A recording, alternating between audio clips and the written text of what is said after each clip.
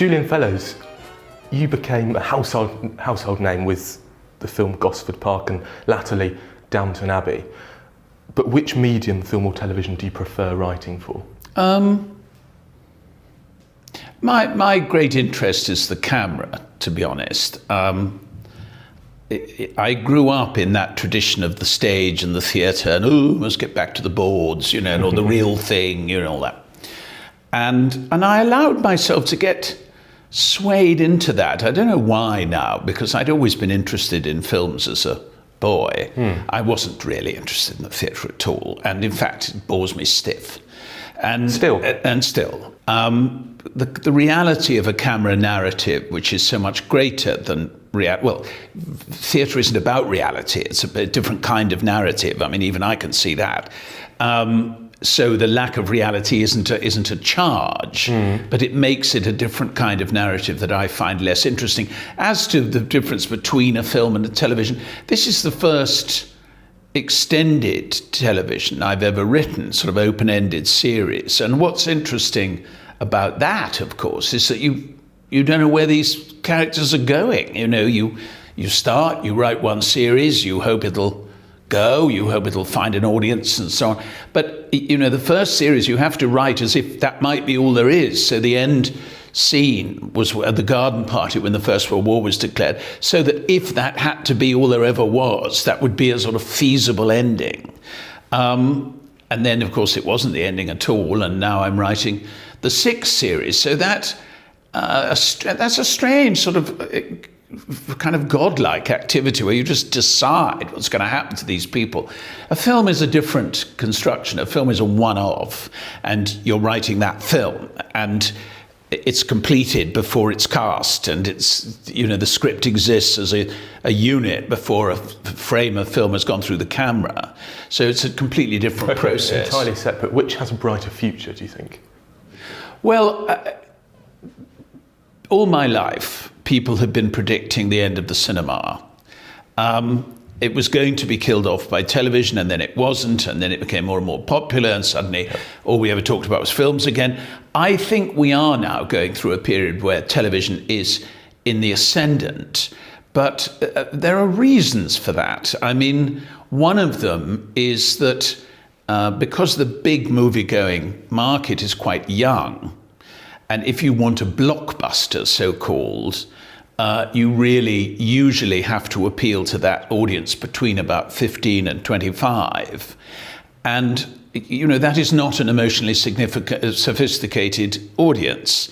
If you want to write complicated stories and that don't necessarily have happy endings and so on and so forth, you can either write very small films that nobody goes to see, or television, because television is the big adult marketplace, and there the audience is aged between 30 and death, and that's a big group of people. So in that sense, writing for television is very satisfying, because not everything has to be simple and panned out. You can write complicated emotional tangles that don't get resolved for a television audience, and I like all that. My ideal entertainment is people being unhappily married in charming surroundings.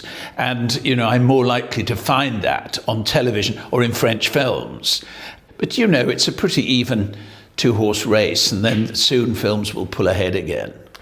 With Gosford Park, you said you were constantly on set, sort of advising Robert Altman throughout the shoot. Is that the same for Downton Abbey? Is it sort of similar? No. Because the setup with Gosford was very unusual. It was very strange. For a start, we had Robert Altman as our leader, and he was an extraordinary man. He was a very, very unusual man, quite difficult. Or, sometimes you hear people being rather sentimental about him, but he could be very difficult. But he wanted to get the details right. He wanted to sound authentic. And so he invited me to be on the set. But normally the writer, is not on the set all the time, because it can disturb the chain of command. It can make things slightly less workable on a set, because if the actors see the writer there, they do say, oh, you know, why did you write, why am I so angry in this scene, why are we all sitting on a sofa, whatever it is. And the writer, you know, has to answer, babble away. Justify everything. And I had to learn not to talk to the actors. And it was quite funny because I knew some of them. I'd worked with some of them as an actor. And I knew others, you know, in the way one does. And so I used to kind of, at lunch, you know, sit with the makeup girls or with the grips or something, just so I didn't get drawn into some character discussion. Whereas on Downton, I'm writing for quite certainly the first chunk of filming. I'm still writing the series. I mean, we've started filming Series 6, and I'm now just sort of beginning episode 8. I've still got the Christmas special to write after that. So the first chunk, I haven't got any time to go to the set very much. But anyway, they have a permanent advisor called Alistair Bruce, who a very old friend of my wife's, who I've worked with actually on several things, Prince of the Pauper, Young Victoria, and so on. And he knows absolutely everything about, you know, knives and forks and medals and God knows what. And so he's there to guide them. And in a sense, his relationship with them is continuous and stable, and they see him as an authority and they're comfortable with him telling them what to do. For me to suddenly barge in on some random filming day and say, oh no, it isn't what I wanted at all, I want everyone to go over there now, I think would be rather unhelpful. So on the whole, I wait to be invited, and that usually is for a PR thing. I mean, this week, on Monday, we had a visit from the Hollywood Foreign Press, and about 50 of them turned up, and there was a marquee, and they gave a lunch, and we had Q&A, and we had a press conference, and, you know, yada, da, da, da. And I went for that. But there's a limit to how much I just push into ordinary filming. Can you give us just one quote from the next series of Downton? No. No, I don't think so, really. I mean, I never give narrative hints. Oh, I know, but a quote, we don't even need to know who it's Oh, I see. said by. God. Just a nice, I'm sure there's one in your mind. Well, there isn't really, because I wasn't prepared for that. No, I can't. Wait a minute.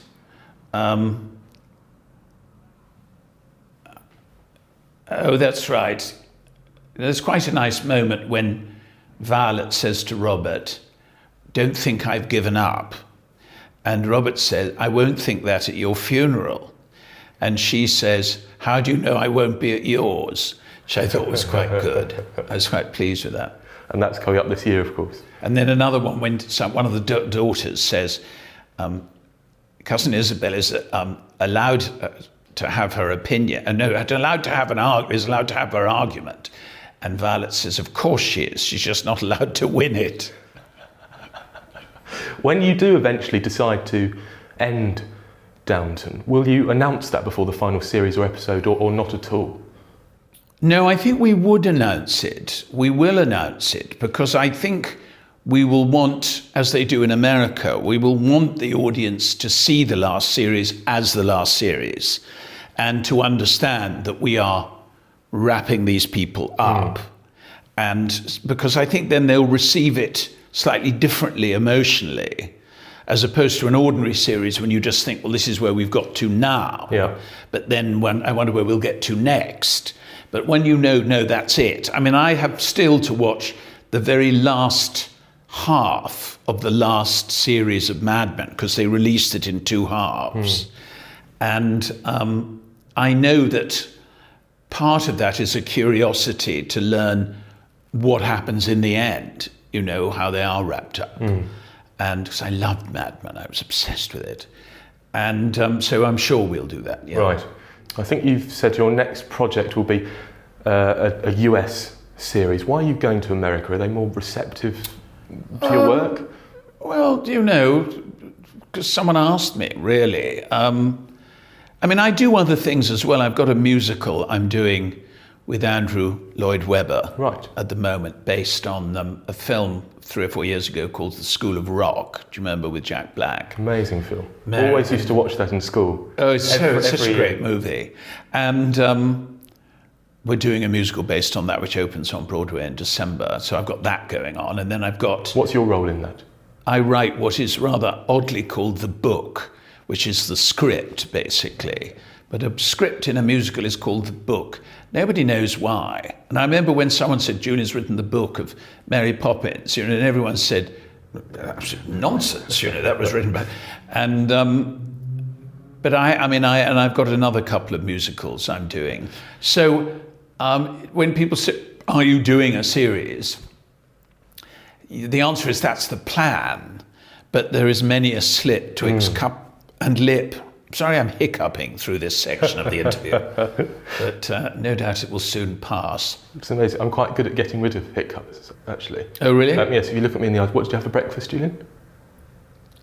What am I supposed to be answering my Yes. breakfast menu? Please do. Toast and coffee. Right. Okay, and now if you remember that toast and coffee, what do you have on the toast?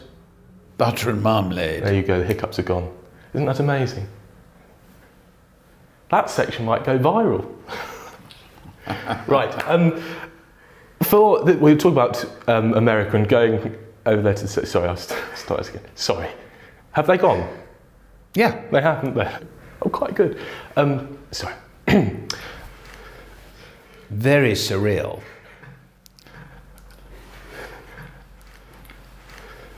For a new series in the States, if you could just take one actor or actress from Downton with you, who would it be?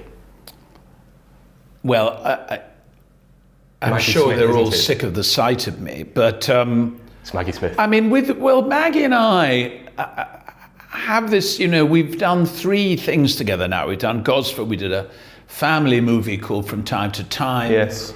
We've done Downton, and a lot of it, this is the 6th year.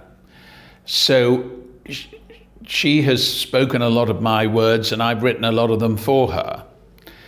I feel it's a sort of partnership in a way, which I hope won't be over with the end of Downton, whether she wanted to do anything in America or not. But I've enjoyed, them all, really. I mean, they're a very nice cast. They all get on. And so the atmosphere is always quite jolly when you go. They all play this game called Bananarama about making words, like a sort of Scrabble without a board.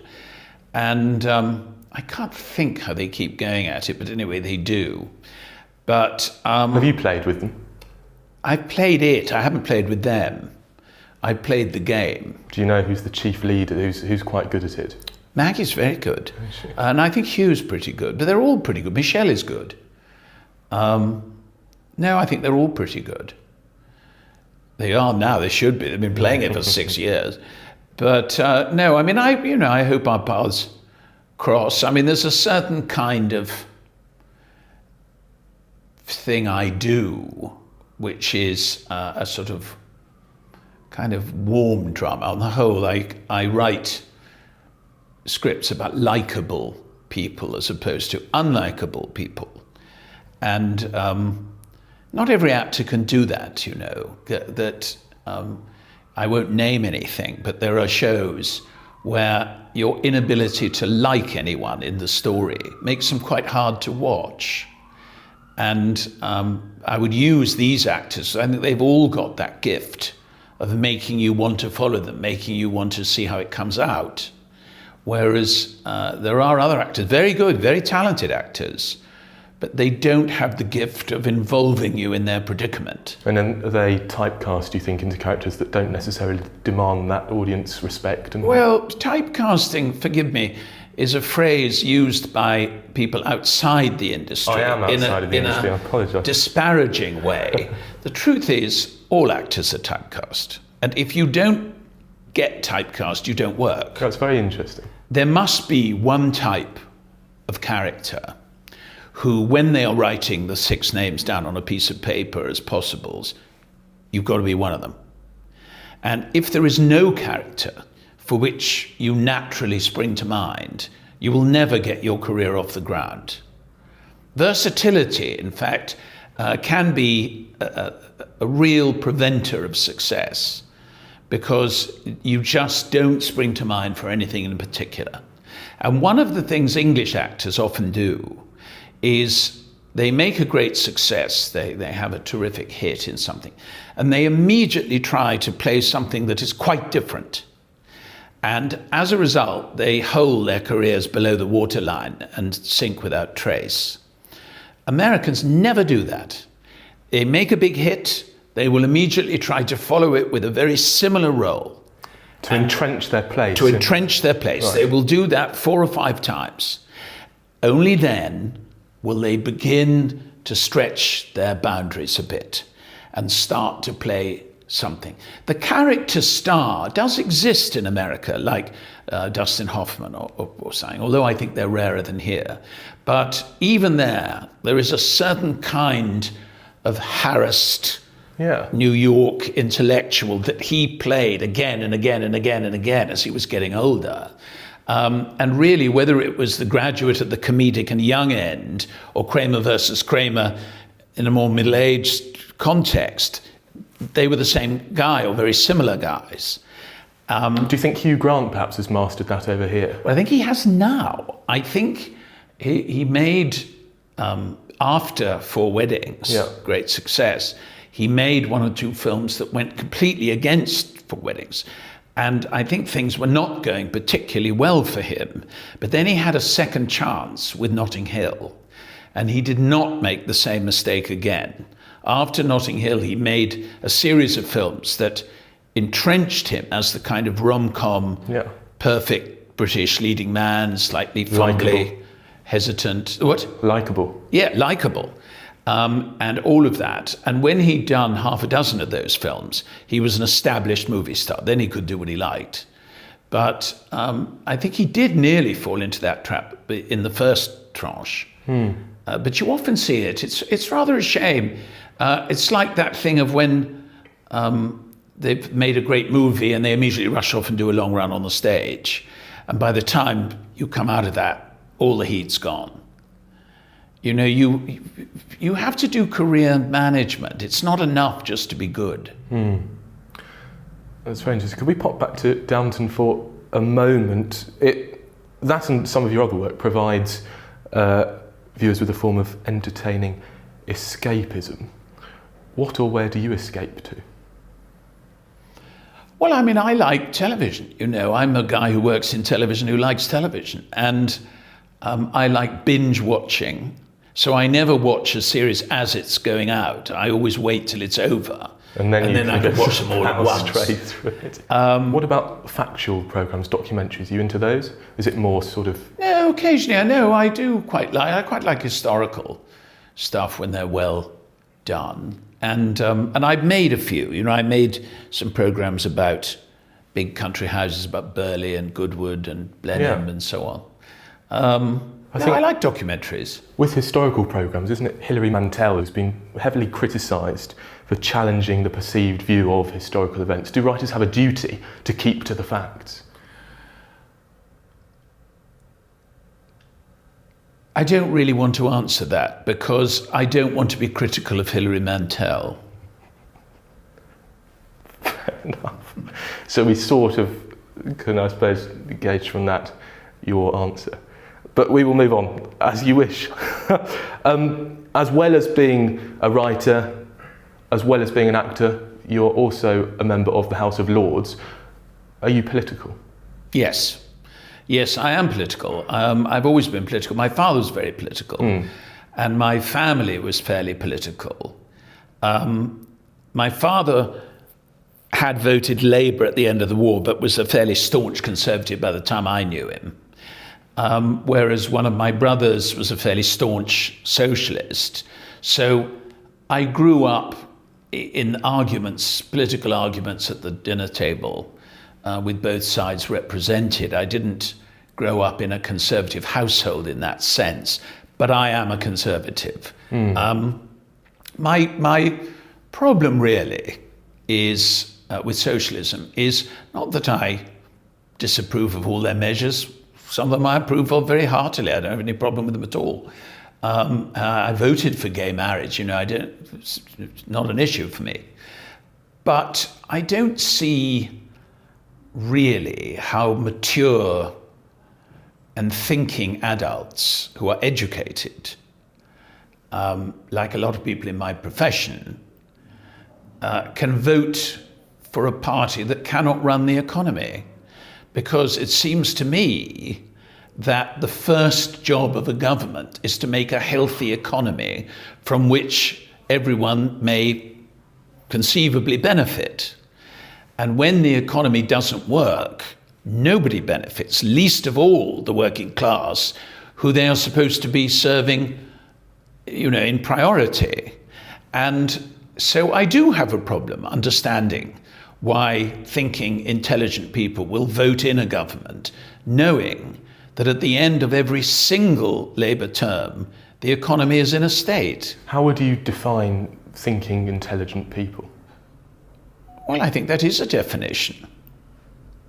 What does that mean? What does it mean? It means people who are capable of evaluating the facts and not simply voting on an emotional tidal wave. I mean, I think it is extremely hard if you live in an ex-mining village in the North Midlands or something, or if you live in a city that used to have a shipbuilding industry and the main industry has been removed. It's extremely difficult to take a kind of objective view of these events and not be emotionally involved, because you've seen your father put out of work, you've seen your brother, husband, whatever, put out of work, and you've seen the local economy go into decline for working men and women. And obviously, the party that seems to be heartless and have brought this about must be your enemy. But when you are dealing with people who are essentially living in a prosperous area, who are educated, who are not immediately emotionally involved in these decisions, and therefore are capable of evaluating them rationally, like the miners' strike. Why did Labour never reopen any of the pits? Why did that happen? Because the Labour Party knew that these measures were necessary, and they had been, Wilson had been closing pits and so on, because they knew these were no longer supportable within the economy if we could not bring the coal out of the ground much cheaper, because we were being undercut everywhere. I mean, that was just a fact. It wasn't anyone's fault. And I get depressed when I see a film like Pride, where there is no attempt 30 years later to put it into any kind of historical context. It's just 2 hours of Thatcher-bashing, which seemed very disappointing to me. They had the character played very well by Bill Nye, who was the kind of philosopher at the centre of it. And he is the one who should have said, do we think they'll be reopened when Labour gets back in? Why did Scargill turn down the payment for every miner that was offered by the government? All of those things were never brought up. It was just Thatcher-bash. And somehow that's, rather adolescent, I think. If we get one, will you be voting yes or no to David Cameron's EU referendum? I mean, his condition is that it is voted on after he has attempted to reform the terms. I don't think there's any dispute that the terms are hopeless for Britain at the moment. That seems to be recognised fairly generally, that the country is simply not benefiting from EU membership to anything like the degree it needs to, given the restrictions on our laws, the restrictions on much of our way of life, and the cost. If you add those up, we need to benefit from the arrangement, and at the moment we're not. However, I don't want to second guess and assume that he is not able to bring about reforms, because I think the whole of the EU at the moment, they are to some extent living in a fantasy land. I mean, the euro is a fantasy land. And now the situation in Greece is about to bring that fantasy home to roost. Maybe the terms of our membership will be renegotiated so it becomes beneficial and a good idea to stay. So I'm not... It's fine, we can't say yet. I'm not entrenched in one position or another, except I am happy to say I do not think it is working to our advantage at the moment.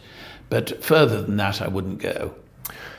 Finally, Julian Fellowes, I know Series 6 of Downton, you mentioned it's nearly finished, you're still writing your Christmas episode, but how can I persuade you to write in a character named after me, or even Philip for Series 7? I do put in people's names, actually. Can we expect an Oscar or a Philip? We might expect an Oscar. Who you called Oscar after? Well, people have always been rather afraid of Oscar because of Oscar Wilde. Well, exactly. I know more dogs than I do people called Oscar, but my surname's Pearson, of course. Oscar Peterson, perhaps. Oh, so in Sweden it's a normal name. I've never prodded the parents and said why. If I might ask. You know, Oscar Wilde, was named after the King of Sweden, King Oscar, because his father was a very distinguished physician, Sir something Wilde, Sir William Wilde, I can't remember, Sir something anyway. And the King of Sweden was suffering from some condition that he was a specialist in. And he went over to Oslo and treated him successfully. And the king offered to be, his lady Wilde was pregnant, and offered to be the godfather of the child. And he was Oscar Wilde's godfather. So rather interesting, yes. I think. They're small and useless pieces of information. Yes. Julian Fellowes, thank you very much indeed. Really appreciate your time. My pleasure. And my cure of hiccups, I'm sure, will make internet history. Yes, we'll see. I can't believe it. We might have an Oscar in Downton Abbey. You're not saying no. No, I'm not saying no. That's amazing. That's amazing. But you'd have to be someone older who was born before the scandal. Right. Because after the scandal, as a name, it was practically sort of verboten. Yes. Funnily enough, Oscar Wilde's wife was my grandfather's cousin, Constance Wilde. Oscar Wilde's wife was your grandfather's cousin? Yeah. Amazing.